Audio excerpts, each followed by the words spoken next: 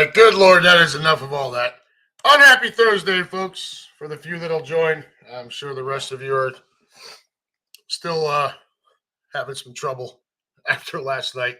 But we are here in the humble abode. We won't be here doing this here too much longer. We're gonna start getting out to do this show again. We've been so much at home and without anyone joining us, mostly because of the football schedule that Liam's under. But as always, we are here in our humble abode. This is the Unhappy Gilmore Show, powered by Green Legion Radio and part of the Green Legion Radio family. Flipping off my wife. We thank you for joining us from wherever you may be and whatever device you're using to stream us on YouTube. So please pull up a chair, turn up the volume, use the company dime if, God forbid, you're still stuck at work. Radio silence. Crack open a cold one, and let's have some fun as we put an end to day 4 of this week's hostage situation and look forward to Friday and the weekend and the return of our beloved Philadelphia Eagles on Sunday. Keenan Harmon, good evening. No bats, no bullpen. Eagles, go Birds. Yeah, that was you got to hit the ball. You got to hit the ball. I mean, look, I know they gave up the grand slam to Lindor, but you're not going to win games scoring 0, 1, 2 runs.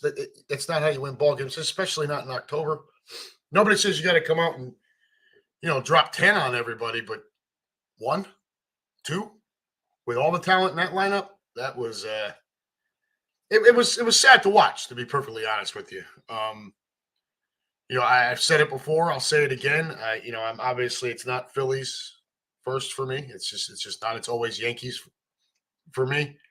But I do pull for the Phillies because Green Legion and what Green Legion has allowed me to introduce me to a lot of you. And I know you're all Phils fans, and I like that team. There's fun guys to watch there. But now you're talking about regression at this point, right? So in the World Series 2 years ago, you get knocked out last year by Arizona. And I think all of you as fans felt, and I know the team did, because you could just kind of tell from the interviews and things that they said, last season felt like a squandered opportunity, right? And then now you come this year, you lose to the freaking Mets. I mean, we're not going to harp on that. I don't want to. I'm sure you're having a hard time today, but losing to the Mets, and I get it, losing to a division rival in the postseason. Nobody understands that more than me. 2004 is the worst postseason joke in the history of baseball, and that was the Yankees up 3-0 on Boston.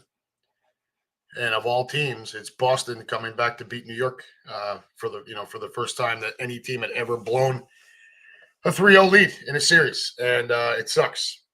Obviously that didn't happen to you guys in this series, but given that you were the higher seed, you won the division. I understand the Mets are playing good down the stretch, and I understand it's about getting hot at the right time. That always has a lot to do with it, of course. Man, you got to hit the freaking ball, guys. Quimby was trolling mostly Chris Sack the other night when Nola was on the mound and had given up the 2 solo homers. It's not that loss isn't on Nola. It's on the lineup. It just, I know Nola's line says he gave up 4 earned. He left and gave bases loaded. Hoffman almost comes in and gets or is it Kirkering came in and almost got out of it. Gave up the 1 hit, 2 more runs scored. Those are charged to Nola. But, by that point in the game, he's given up the 2 solo homers, but nobody's hitting the ball. And I'll go to that Harper at bat where, who was it? Was it Turner and Schwarber had both walked? It's like 8 of the last previous 9 pitches that the Mets pitcher had thrown had been out of the zone. It puts 2 on, and here's Harper at the plate. And what does he do? He goes up there and just starts wailing away at everything. It's like, bro, take a pitch, take 2. It felt a little bit like he was trying to play hero ball. It was an absolutely terrible at bat, and it killed the inning. And so when a pitcher's out there, Nola was pitching good. Gave up the 2 solo homers, but they're solo homers. Nola's pitching really well. But then the pressure for him starts to build as he continues to see that there's no hits, there's no runs, he's not getting any support. And what happens to pitchers there oftentimes is they feel like they have to be perfect. And what that turns into is them being the opposite of that. And ultimately that was the undoing. And then you don't hit. And then you don't hit again last night. And freaking Lindor, of all people, has hit. I guess the only thing worse for the benefit was Alonso, right? I mean, that guy's just grade A douchebag. So I am very sorry about your Phillies. I really am. I feel for all of you. I was, it sucks. Makes you feel any better? Yankees ain't playing much better. We just happen to be fortunate enough to have a 2-1 lead over the Royals, trying to close that series out tonight with Garrett Cole on the mound. That game will start at 7. So we will be out of here. This show, anyways, pretty quick. I do apologize for kind of the show. I know I teased the show earlier this afternoon, like I always do, and then I didn't get the link up until like 40 minutes ago. That's all on me. I thought Liam's football practice was over at 4:30. Would have gotten me home about 10 minutes to 5. Start the show 6:10, and we're good with that amount of time with the link going up, and then show start. I was sitting there waiting in the parking lot, and it became obvious this practice wasn't going to end until 5. So I left and had to have Michelle go get Liam. By the time I got over here with the construction they're doing down the street for me, it was 20 after 5, and I'm trying to quick get the link up. So I do apologize for all that, but we're here. I'm expecting a small audience tonight based on a litany of different things. My screw up with the timing. The Phillies lost last night. Everybody being kind of down about that. And, I don't know if you guys are experiencing the same weather that we're having here, but it has been absolutely gorgeous here for days on end, and it's supposed to continue. So, and the fact that I've been continuously doing this from my house without a guest, right? The last guest we had was Mike Vermeil. That was the nephew of former Eagles coach Dick Vermeil. But like I said at the top, we are going to, once Liam's football season is over in a few weeks, we're going to start doing this show. We're going to get back to the back porch, and we may go down to Kentucky and try to do the show from another spot and just get out and try to get people to come out and hop on with me to make it more entertaining for you. I've been kind of stuck, just the hectic schedule with the football. So here we are. I do apologize. Let's do the business end of things here real quick. Everyone, we are sponsored by Cheerleaders Gentlemen's Club, located at 2740 South Front Street in Philadelphia. Just minutes away from the sports complex, Cheerleaders brings you the area's most beautiful women on 5 different stages. Open 7 days a week from noon to 2 a.m. and until 4 a.m. on Fridays and Saturdays. For group information, call 215-467-1980 to reserve a party package. There's also free parking, a full menu, daily drink and food specials, and a premium selection of cigars and a cigar lounge. Folks, if you're looking for a place to watch your favorite sporting event and you can't make it out to the link, head on over to Cheerleaders and enjoy the 75-foot HD TV wall as well as HD TV screens throughout the club. Once again, folks, that's Cheerleaders Gentlemen's Club located at 2740 South Front Street in Philadelphia. Call 215-467-1980 for all of your group and party package rates. Keenan Harmon says it's a little chilly here in Philly. It may just be you and me tonight, bud. Like I said, I'm expecting a pretty light crowd, mostly because of my own doing. Just to finish up the baseball, I know the Phils are out. Nobody wants to hear it. Yanks try to clinch tonight. Actually, right now, Detroit is going to try to knock off Cleveland. I, of course, am rooting for Cleveland to extend that to 5 games so that Scooble has to go for Detroit on Saturday. And even if Detroit wins, we would only have to face him once. That game is currently in the top of the first inning. Cleveland has 2 on, nobody out. And their back's against the wall, down 2-1. Yankees will go first pitch, at 8 o'clock tonight. And that'll be Garrett Cole against Michael Wacha. Real quick on New York. You guys know I try to be as honest of a fan as I possibly can. I will call out my own teams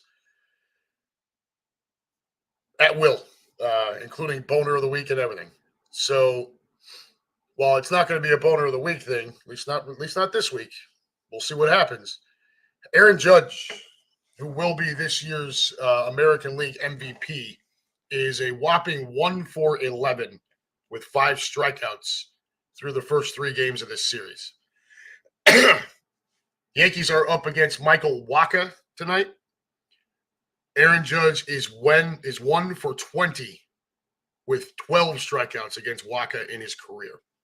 So, not exactly the greatest stage for the Judge to break out of it tonight, but stranger things have happened. It's the postseason. It was nice to see Giancarlo Stanton hitting well. He actually stole a base last night. I'd love to know, and I never looked it up, and I should have. I'd love to know the last time Giancarlo Stanton stole a base. You got me. But that was, I actually laughed when that happened. We will counter with Garrett Cole. Look, we signed Garrett Cole to be our ace.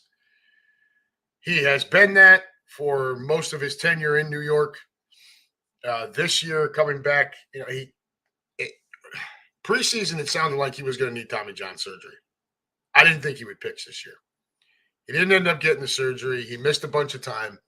He really hasn't looked great consistently all year long.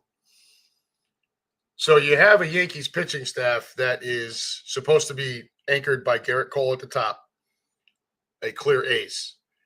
And then really behind that, it's a lot of inconsistent. So now if Garrett Cole is also inconsistent, it's going to be tough for the Yanks to really be considered to make a deep run here. I know the bullpen and whatnot has kind of handled Kansas City to this point. Excuse me. But it is the Royals. They are a scrappy bunch, and obviously led by Bobby Witt Jr., who he'll get votes for American League MVP. He won't win it. Judge will. But Bobby Witt will get votes, and rightfully so. They are a scrappy bunch. They don't pitch all that awful.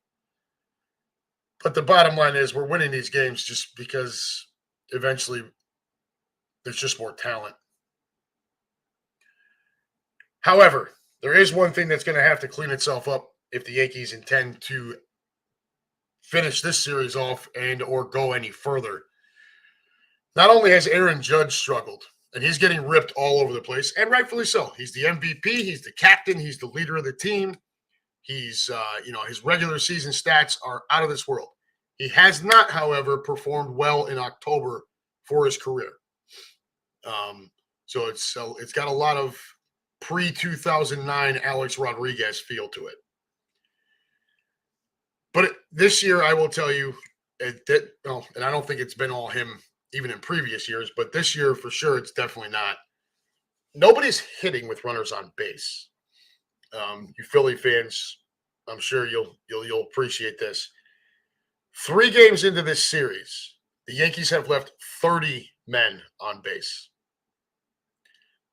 If that doesn't stop, if we don't start getting timely hits, driving in runs, you can't just get them on. You got to get them over and get them in, too. You can't just put a couple of guys on and then wait for someone to hit a 3-run homer. It's just not going to happen consistently in the playoffs. And this is why I have stuck to the Yankees overall are built to win 90 to 100 regular season games. All right? They are not really built to win the most important 11 to 13 victories it takes in October to win the World Series. They're not. We just talked about the pitching staff, the starters. After Cole, it drops significantly. And if Cole is not Cole, there's no consistency. The lineup, as great as Juan Soto is, as great as Aaron Judge is, if they're not hitting, look up and down that Yankees roster and tell me where the offense is going to come from. I talked about this preseason. We had the preseason show with Chris Sack and Lou Dominguez, and I was screaming about this then. If I don't get offense from Soto and Judge, where the hell is my offense coming from?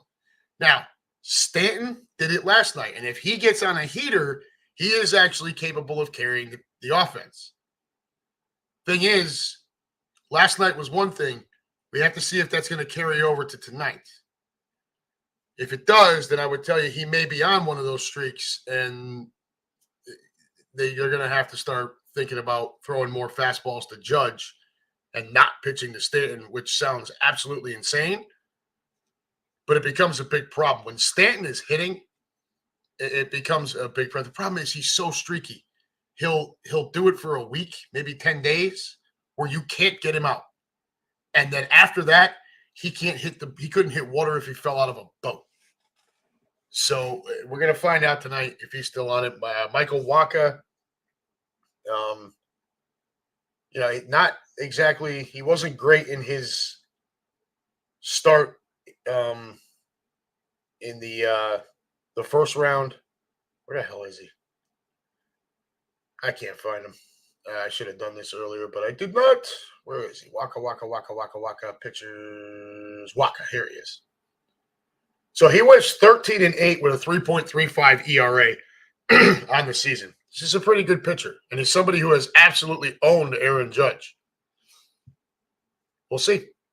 We'll find out at 8 o'clock. I really wish they would have started that game at 7. The 8 o'clock start pisses me off. I tell you something else that pisses me off is Bob Costas. Hey, Fanny in the room. How you doing, dear?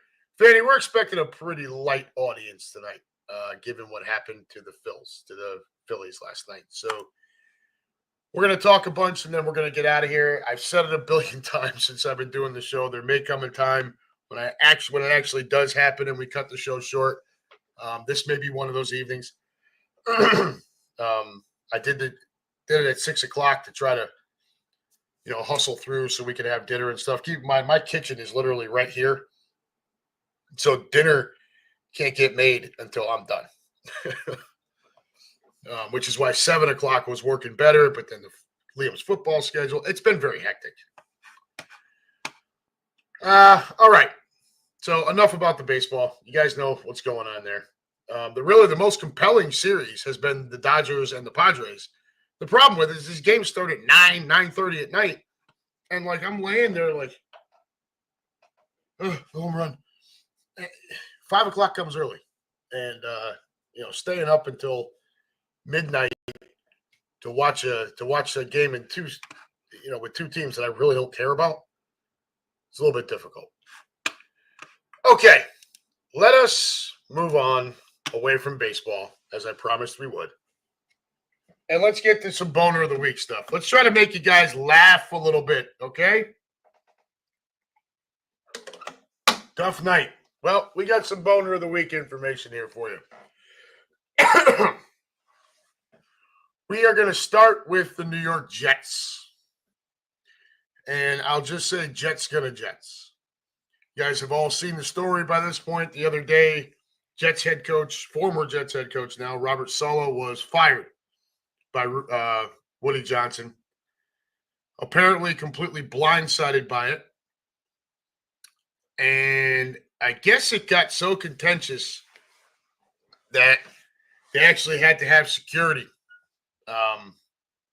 help remove him from the building. My guess with that is when they fired him, Saleh went looking for Aaron Rodgers. I got $20 says Saleh was going to go get a piece of Aaron's ass. I don't, look, and Quimby has talked about this for years.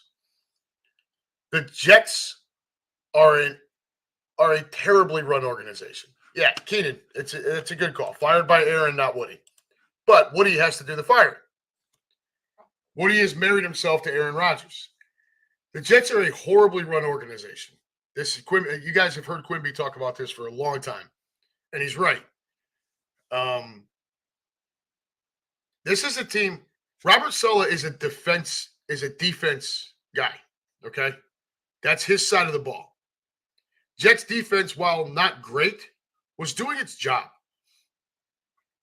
The offense has been the problem so far this year, right? I don't think anyone would dispute that. And who runs the offense? Aaron Rodgers runs the offense. Nathaniel Hackett, Rodgers' buddy, runs the offense. And you bring in this head coach. Don't get me wrong. I'm not trying to say Robert Saleh is a great head coach. But from the outside looking in, he certainly appeared to be the most competent coach on that team.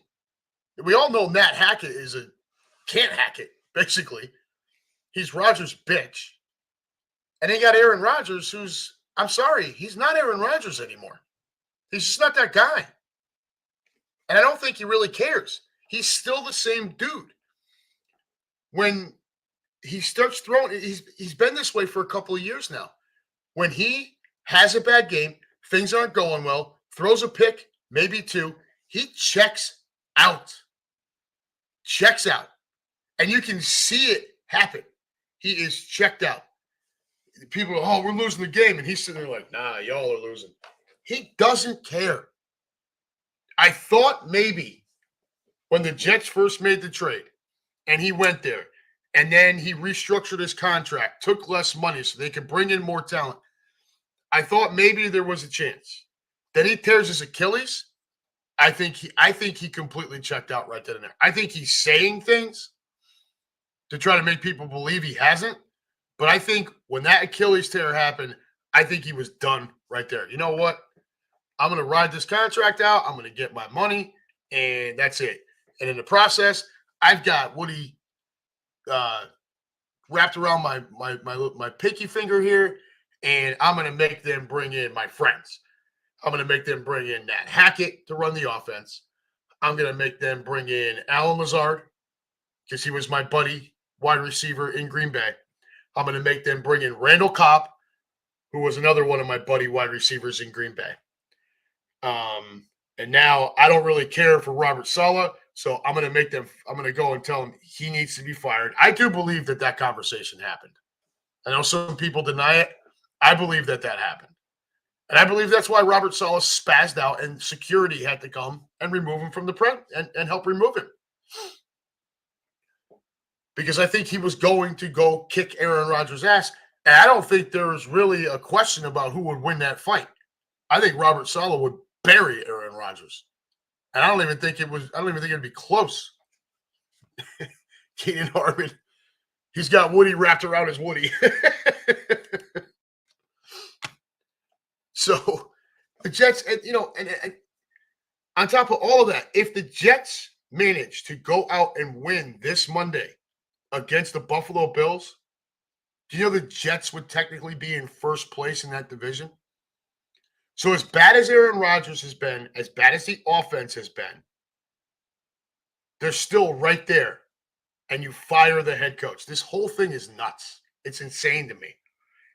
And add insult to injury to Robert Saleh, not only do they fire him, a defense guy who was taking care of the defense, they promote the defensive coordinator to be the interim head coach. And now that first action is apparently he brought in, I forget the guy's name, he's bringing somebody else in to call the offensive plays. The Jets are a disaster. Look, if somehow this whole Caligula of shit with the Jets actually works, I'll be just as surprised as anyone else. But I think the Jets are going to Jets. It's not going to shock me at all if Buffalo comes out on Monday night and just takes them to the woodshed, and then they fall back apart. The only thing they've got going for them is the Patriots may very well be the worst team in football. Boo-hoo. And the Dolphins are a disaster without Tua. And we talked about Tua. I know he's going to clear. He's going to come back off of IR, and he's apparently going to play again. It's like, oh, my God, dude, seriously? But, yeah, Jets gonna Jets. There's your first boner of the week. Now, we'll move to some more idiots. How about Jabril Peppers? You guys remember Jabril Peppers? Kid out of Michigan. Could play both sides of the ball, blah, blah, blah, blah, blah. Been kind of a journeyman. He's with the New England Patriots. Well, on Sunday, New England Patriots safety and team captain pleaded not guilty Monday to assault and drug charges after he was arrested over the weekend in Braintree, Massachusetts. Braintree police announced Pepper's arrest on Monday shortly before he was arraigned in Quincy District Court. Said they responded to an altercation between two people on Saturday around 4 a.m. Nothing good is happening at 4 a.m. unless you're sleeping. According to court documents, a woman told police that Peppers hit her, choked her, took off her clothing, and put her outside. She reported that he choked her at least 6 times, but she did not lose consciousness. The woman also accused Peppers of pushing her down the stairs. Police said she refused to go to a hospital and was treated at the home for her injuries. Holy shit. This is your team captain, Patriots? Oh, how the mighty have fallen. Peppers answered the door shirtless, nodding his head and telling police, "I know what's going on." He was arrested without incident. Court documents state Peppers later told police that he repeatedly asked the woman to leave his apartment and he denied putting his hands on her. Police said they found a clear plastic bag containing a white powder inside Pepper's wallet, which later tested positive for cocaine. Big shock there. Why else are you awake at 4 o'clock in the morning unless you're drunk and geeked? Keenan. What do you got, Keenan? Money is on the rookie Coleman catching more TDs than Rodgers throws Monday night. Yeah, I'm with you, man. Jabril Peppers charges. He was charged with assault and battery on an intimate partner, assault and battery with a dangerous weapon, strangulation, and possession of a Class B drug. In court Monday, Peppers was asked by the judge if he was aware of the allegations and that a not guilty plea had been entered on all counts. He responded, "Yes, sir." Before Peppers was released on the $2,500 bail he posted on Saturday, prosecutors asked that he have no contact with the female victim in the case, which Peppers agreed to. And I quote the Peppers attorney, "Judge, despite the fact that this is the case where there is evidence I have already seen that sheds real doubt on the allegations, including videotaped evidence, my client will not object to that condition, and he'll agree to the same thing." Next hearing scheduled for November 22nd, though Peppers waived his right to appear in court that day. Peppers declined to comment while leaving the courthouse. "What I said in the courtroom, I'll repeat." This is from his lawyer. "What I said in the courtroom, I'll repeat. We have evidence that completely contradicts the alleged victim's story. I expect my client to be fully exonerated." Well, damn. So we all hated Bill Belichick. We all still hate Bill Belichick. I can't stand all the people on the interwebs. Fanny, you can back me up here, that are clamoring for not only Sirianni to be fired, but for Bill Belichick to be his replacement. I want no part of that crotchety old prick with my birds. He'll want too much control. He cannot draft. He cannot evaluate, draft, or develop offensive skill players. That is a proven fact. However, this kind of shit was not going on in New England when he was there, except for the Aaron Hernandez thing, of course. But, I mean, talk about the mighty having fallen, right? In just the last few years. So Brady leaves, goes to Tampa, wins a bowl there. The Patriots come falling flat off the shelf. Obviously, Brady was what was holding that whole thing together. They come falling off a cliff. He brings in Mac Jones. Jones has a rookie season that was okay. Rookie or sophomore season, whatever, that was all right. They're competitive. And then from there, Bill gets shown the door, and it has gone steadily downhill since. And now we have this Peppers thing. So the Patriots are gathering information. We're aware of an incident involving Jabril Peppers over the weekend, in which the police are currently investigating. We have no further comment at this time. I don't think anyone knows the facts or anything like that, said Gerard Mayo. So now the league will get involved, obviously, right? They'll do their own stuff. And regardless of what happens with Peppers, he's going to have to be exonerated not just by the court, but by the NFL, because nothing's above the shield, right? So there's a nice fall from grace. Two teams in the same division. All right, the Jets just keep on going. Jets going to keep on Jets, and here come the Patriots just tumbling down that mountain, right? The fall is always faster than the rise, isn't it? To candidate number 3, and probably the most grotesque of the whole thing. Keenan Harmon, no more cheaters in my town. We have enough in City Hall already. Yeah, well, I think you can say that about any City Hall, buddy. But how about Stephon Diggs? Stephon Diggs, just a couple of days after former Buffalo Bills star receiver beat Josh Allen and the Bills, Diggs finds himself being accused of some pretty serious allegations and claims made by Chris Blake Griffith. Here's what we know from Griffith. He calls himself an elite marketing celebrity manager. This sounds like a douchebag. Here is what Griffith claims.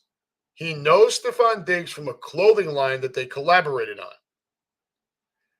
He states that Diggs tried to drug and have sex with him. He also states that Diggs' brother came to steal some of his items and beat him up in order to silence him about the incident. He also posted pictures of Diggs claiming that he was wearing some of the stolen items after the event. At the time of this posting, there was no response on behalf of Stephon Diggs. So that is a mess all into itself, if any of that is true. But this comes just days after another report of Stephon Diggs having an affair with singer Cardi B while she was 8 months pregnant. I mean, dude, are you really serious? Is this real life? Like, this Cardi B thing really, it's a little much. I need to search it again. Stephon Diggs, Cardi B. There we go. Oh, here she's going to respond, right? Hot 97. So, the rumors are that Diggs was banging Cardi B while she was 8 months pregnant. Dude, like, tell me it's fuck them kids without saying it's fuck them kids. Holy smokes, man. Cardi B seemingly addressed rumors that she's dating NFL player Stefan Diggs. This is a mess. This might be a little too much for here. But suffice it to say, we're going to continue to follow this one. And we may update and add Stefan Diggs back into Boner of the Week for next week. If any of that other shit is true about this celebrity executive manager douchebag, then Diggs is in a whole lot of trouble. And we will definitely be calling him out. All right. right? Diggs diddy?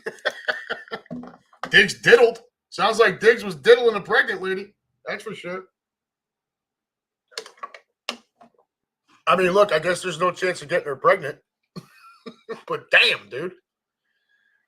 All right. Let's move over to the birds.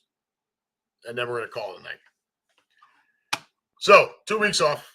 Well, not off, but, bye week. Early bye week. We talked about this at length. We've been living high on the hog with mid-ish season bye weeks for the last couple of years.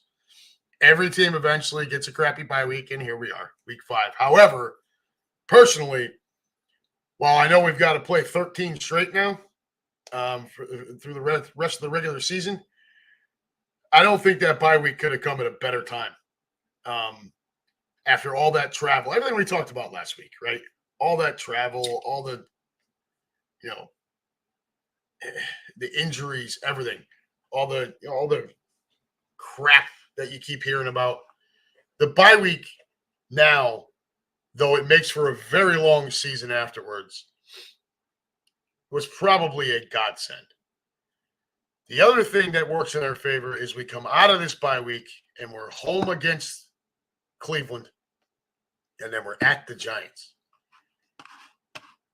To say that I expect to be 4-2 after those 2 games would be an understatement, okay? But one game at a time. This week, coming out of the bye, we are at home, fully healthy, against the Factory of Sadness, a.k.a. the Cleveland Browns, a.k.a. Cleveland. But I do have one uncomfortable thing to share with you guys before we start talking positives. Deshaun Watson, who, we all know is a scumbag. He's completing 60% of his passes, which is awful. He's thrown for 852 yards, 5 touchdowns, 3 interceptions. He's been sacked 26 times, which is the most in the league, losing 154 yards on those sacks, which is the most in the league. His touchdown percentage is 2.8. His interception percentage is 1.7. He is averaging, is that right? Yeah. So it's like 5 yards per attempt. It's not good.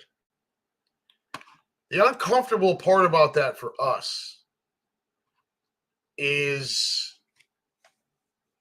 Jalen Hurts, while he's completing 68% of his throws, which is above the league average, 930 yards, which is more, 4 touchdowns, 4 interceptions. Okay? A TD percentage of 3, an interception percentage of 3. He has been dumped 13 times for 83 yards. Yards per attempt, 2 higher. So, I mean, Hurts has been better, but it's not like light years better. Hurts has better weapons. Hurts has a better offensive line. Hurts is a few years younger. I mean, it's a little uncomfortable, the fact that these two are actually even that remotely close. The touchdowns and interceptions is really what I'm after here. Deshaun Watson's thrown 5 touchdown passes and 3 interceptions. Jalen Hurts has thrown 4 touchdown passes and 4 interceptions. And then we're going to take a look at, where is it? The fumbles. So Watson has fumbled it 5 times. That leads the league. Jalen has fumbled it 5 times. That also leads, they're tied for the league lead in fumbles. So I'm going to need to see. I am really, really, really going to need to see this Eagles team come out. And look, A.J. Brown is back healthy. Devontae Smith is back healthy. There's no injury. Lane Johnson is back healthy. You saw the injury report earlier. The only limited practice was Nakobe Dean, which sucks because our linebacker depth is so shallow. But everyone else is healthy. Everyone else. Now, tomorrow we'll tell the full story, right? Friday practice always kind of gives you that tell of who's going to be in or out for Sunday. But I expect all these guys to be out there. Cleveland stinks. Okay? We call them the factory of sadness for a reason. That Deshaun Watson trade and subsequent $230 million guaranteed contract is going to go down as the biggest pile of shit in NFL history. Especially, and I'm not just talking about performance on the field, I'm talking about all of the off-the-field crap rolled into it. It is a nightmare. And then you can also roll in the fact that they showed Baker Mayfield the door to make that happen. And Baker Mayfield, now in Tampa, has signed another big deal, and he's having a good year. Baker's a decent quarterback. And he's not out being Bill Cosby. I am going to need to see this Eagles team coming off a bye at home against this piss-poor Cleveland team. This Birds team needs to go out and lay it on someone. It feels like forever since we have kicked someone's ass. And it is time to kick someone's ass. And it starts with Cleveland. They stink. Where the hell are these bums? Let's take a look at Cleveland overall. They are 1-4. Okay? They are scoring 15.8 points per game. That's 30th in the league. They're giving up 24 points per game. That's 23rd in the league. They average losing their games by somewhere between 8 and 10 points. They are terrible. Absolutely terrible. I want to get some more stats because now I'm annoyed. NFL team stats. Here we go. 2024 team stats. Just basic shit. Not anything deep. No analytics. None of this crap. Offense. Passing offense. Yards per attempt. The Browns, dead last. 4.9. Okay? Overall. Sacks. 26. That is clear.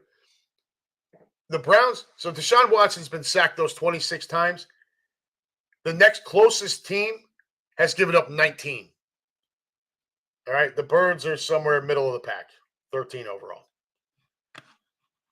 Rushing. Let's take a look at this. This was supposed to be their bread and butter. Rushing yards, 483. That's good for, what is that, 32, 31, 30, 29, 28, 27, 26th in the league.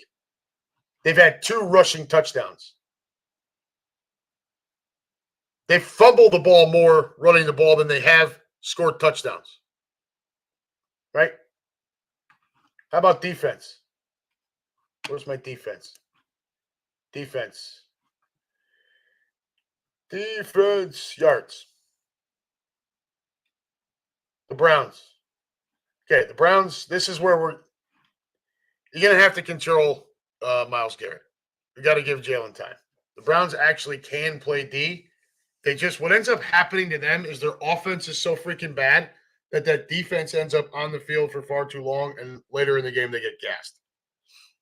I expect this game to be a shit show. If we don't win this game by double digits, by multiple scores, and I'm not talking about, I don't want to hear 40-30 35, 38-28. No, I'm talking 30-13. I'm talking 35-17. Something like that, where it is just an absolute full-on proper rogering of these bums. This is not a good football team. Their quarterback stinks.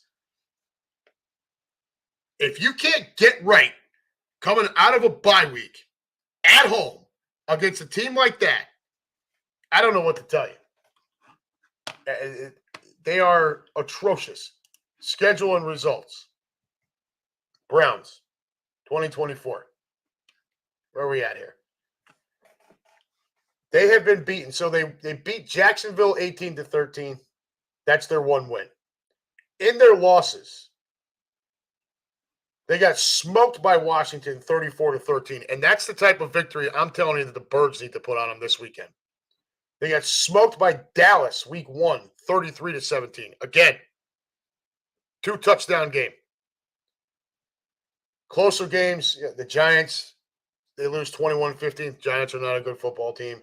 The Raiders, they lose 20-16. The Raiders are not a good football team. Jacksonville stinks. That's their one win is against another bad team. Deshaun Watson has not thrown for more than 172 yards in any game.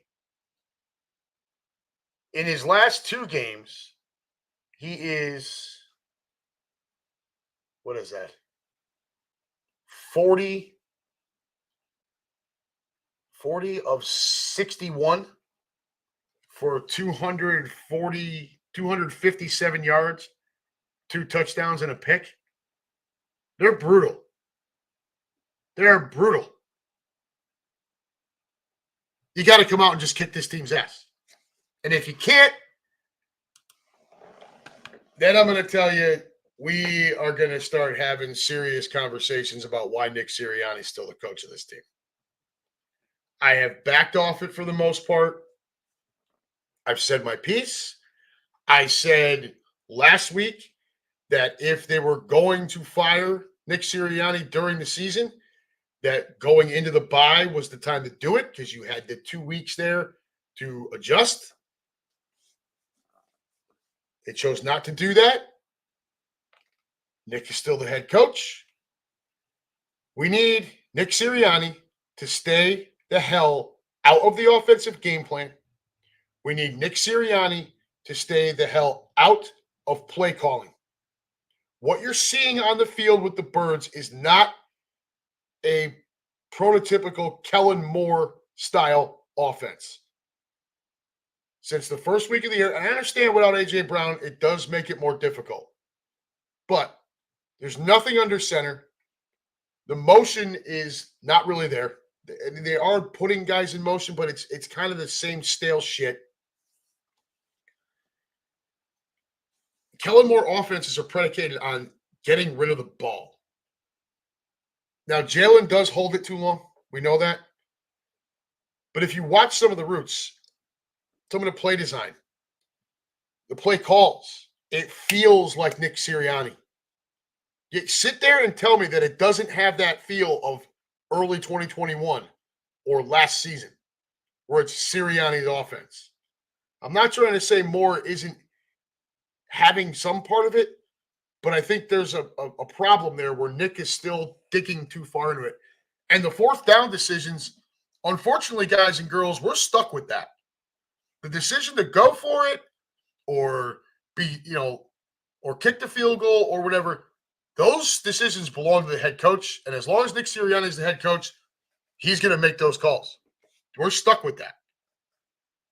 But I do feel like he is dabbling far too deep into the offensive game plan overall and the play calling. You can't sit there and tell me that I'm the only one that feels that way. On the flip side of the ball, Vic Fangio. I am really, really hoping that the struggles that we've seen, the inconsistency that we've seen, is more about these guys getting used to the scheme. I am concerned that it's not. I'm concerned that Vic Fangio is taking our guys and kind of pigeonholing them into his scheme rather than game planning for what our boys do, for what our players do well. And I am going to give you two examples. First one I'm going to give you is very simply against Tampa Bay. There should never be a time when Nolan Smith is lined up in man coverage against Chris Godwin.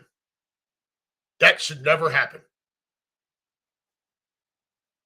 The other one I'm going to give you, and you're not going to want to hear this, is Bryce Huff.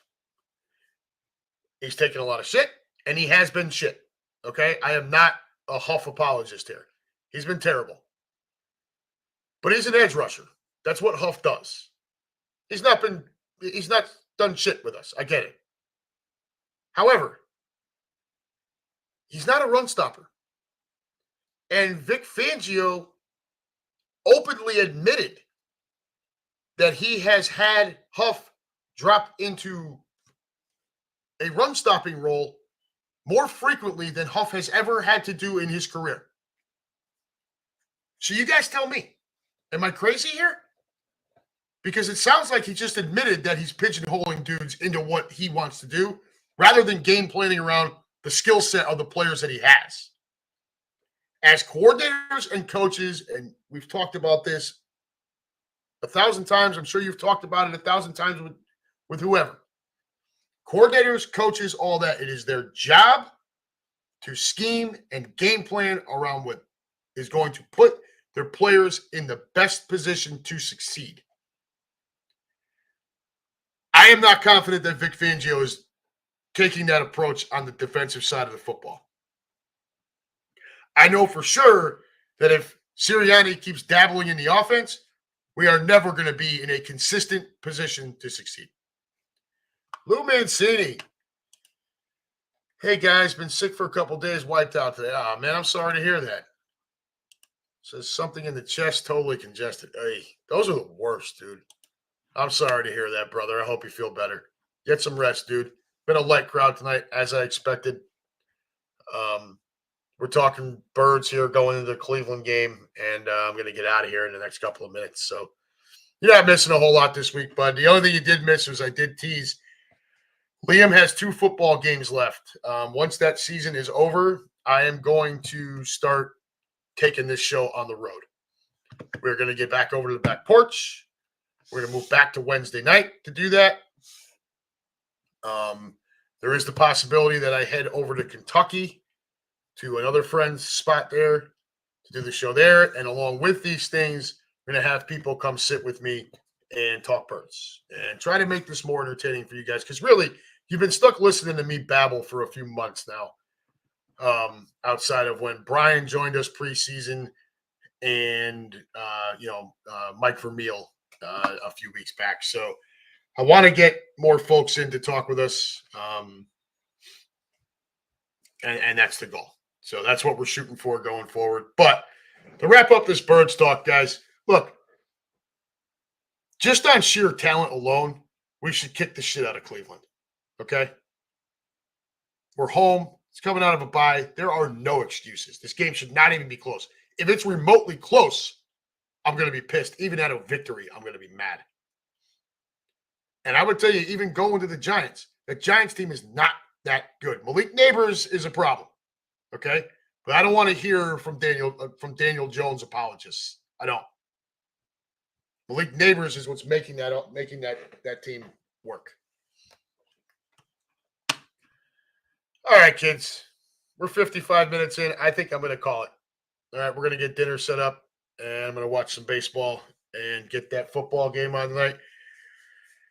I can't believe I'm going to say it, but let's go Seahawks. I hate the Seahawks too, but Christ, I hate the 49ers even more, and I would love to see them keep sliding down that insufferable asshole of San Francisco. So let's call it a night, okay? Hopefully next week we can I'll be a little bit better about the scheduling and the link for the show and everything. I was very much pressed for time today. My fault, my screw up. We'll get better about it next week. Lou Mancini, get better. Keenan, Fanny, thank you for popping on in. For the rest of the folks, and I can see the number of people watching jump up and then jump back down. For the rest of you that watched and didn't comment or anything or just didn't feel like it, I totally get it, but I appreciate you stopping by. We'll come back at you again next week. Hopefully, we are talking about a big Birds victory over the Browns. If we're not, it might be the unglued Gilmore show next Thursday evening. Until then, folks, be good. Enjoy your weekend. We're not going to do any outro music. We're just going to call it. Enjoy your weekend. Enjoy what should be a big Birds victory. Don't do anything I wouldn't do. Remember that Judge is not back in until Monday. And as always, folks, go Birds. Have a good night, y'all. We love you.